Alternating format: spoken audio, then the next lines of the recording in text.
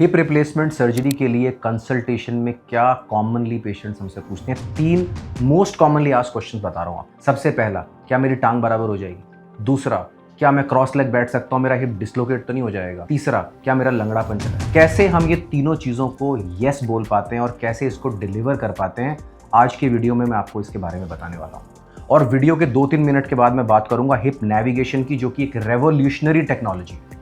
Revolutionary इसलिए because हमारे जैसे एक्सपीरियंस सर्जन्स को भी ये असिस्ट कर रही है। So please stick around and watch out for hip navigation. सबसे पहले ये जानो कि सबसे बढ़िया अप्रोच क्या होती है। सबसे बढ़िया अप्रोच वो अप्रोच होती है जिसमें कट छोटा लगे और मसल ना कटे। नो पॉइंट्स फॉर गेसिंग, मैं बात कर रहा हूं डायरेक्ट एंटीरियर अप्रोच के बारे में। डायरेक्ट एंटीरियर अप्रोच मतलब डायरेक्टली आगे से सर्जरी की जाती है, ना कि साइड से या पीछे से। जब हम ये सर्जरी करते हैं, पेशेंट सीधा लेटा होता है।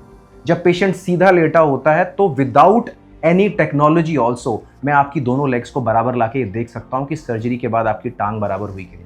आपके हिप को मूव करके देख सकता हूं कि आपका हिप सारी मूवमेंट्स में including cross leg sitting and including sitting on the floor stable है कि नहीं। जब ये सब चीजें मैं जज कर सकता हूं एक अच्छी अप्रोच से आपकी सर्जरी करके, तो हम नेविगेशन की बात क्यों कर रहे हैं?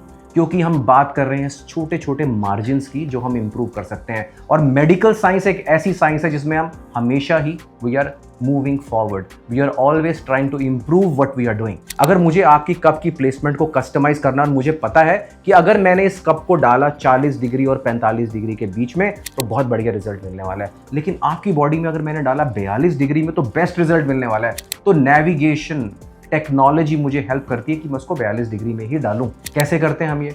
डायरेक्ट एंटीरियर अप्रोच के अंदर सर्जरी सीधा लेट के की जाती है और हम एक्सरे की फैसिलिटी को भी यूटिलाइज करते हैं। हम लाइव एक्सरे करते हैं सर्जरी के टाइम पे। देखो, कोई भी इम्प्लांट डालने से पहले हम आपके बॉडी में डालते हैं ट्रायल इम्प्लांट्स। ट्रायल इम्प्लांट्स होते हैं डमी इम्प्लांट्स जो कि फाइनल इम्प्लांट जैसा दिखते हैं, और वो हमें सिर्फ जजमेंट देते हैं कि किस साइज का कप जाएगा, किस साइज का हेड जाएगा, किस साइज का स्टेम जाएगा। वो डाल करके हम आपकी हिप के कप के एंगल को देखते हैं। That is what hip navigation does for us.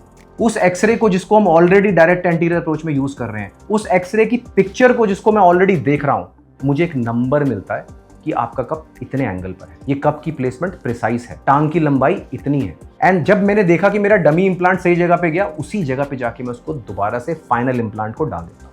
एक और पेशेंट सवाल मुझसे पूछते हैं, सर कितने साल चलेगा मेरा हिप रिप्लेसमेंट? तो जब हम आपकी सर्जरी में इम्प्लांट अच्छी क्वालिटी का डालें और उसको अच्छी पोजीशन में डालें, तो इम्प्लांट की लाइफ मैक्सिमम होती है। और आजकल जो हम इम्प्लांट्स यूज़ कर रहे हैं ये 25 से 30 साल या उससे ज़्यादा भी चल सकते हैं। और जैसा कि मैंने बताया कि इम्प्लांट प्लेसमेंट को लेकर के बहुत प्रिसाइज होना ज़रूरी है, इसीलिए इस टेक्नोलॉजी को हमने अपने प्रैक्टिस में लाया, इसीलिए इसका बेनिफिट हम अपने पेशेंट्स को दे रहे हैं, ताकि इम्प्लांट परफेक्टली जाके अपनी पोजीशन में बैठे और वो इम्प्लांट जो कि ऑलरेडी बहुत अच्छी क्वालिटी का है वो मैक्सिमम चल सके और आपको पेन फ्री मोबिलिटी दे सके 25 से 30 साल या उससे भी ज़्यादा। अगर फिर भी कोई क्वेश्चन आपके दिमाग में है जो कि हिप नेविगेशन से रिलेटेड है, डायरेक्ट एंटीरियर अप्रोच से रिलेटेड है या टोटल हिप रिप्लेसमेंट से रिलेटेड है, तो आप हमें कमेंट सेक्शन में लिखिए and I will be very happy to answer that question for you. Thank you so much for watching.